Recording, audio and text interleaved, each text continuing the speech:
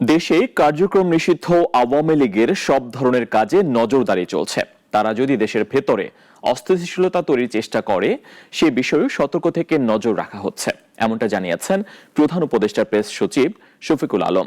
রাজধানীর foreign service একাডেমিতে প্রধান উপদেষ্টার মালয়েশিয়া সফর নিয়ে আয়োজিত সংবাদ সম্মেলনে তিনি এই মন্তব্য করেন।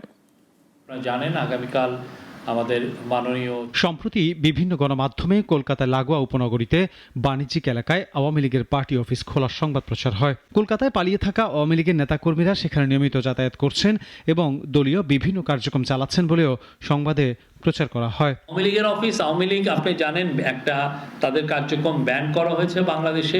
প্রধান উপদেষ্টা মোহাম্মদ ইউনূস 3 দিনের সফরে আগামীকাল মালয়েশিয়া যাওয়া নিয়ে আয়োজিত সংবাদ সম্মেলনে আওয়ামী লীগের কলকাতায় পার্টি অফিস খোলা নিয়ে কথা বলেন প্রধান উপদেষ্টার প্রেস সচিব।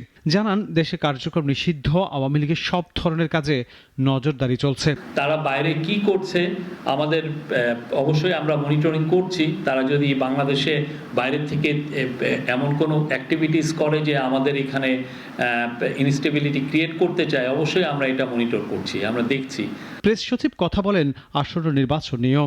জানান, জাতীয় সংসদ নির্বাচনে নিরাপত্তা নিশ্চিত করার জন্য বডি ক্যাম্প কেনা হচ্ছে। 47,000 ভোটিং বুথে প্রত্যেকটা বুথেই যাতে একটা বডি ক্যাম্প থাকে, কোনো একটা মানে বডি ওয়ার্ন, মানে আপনার এটা চেস্টের মধ্যে এটা পড়ে থাকেন।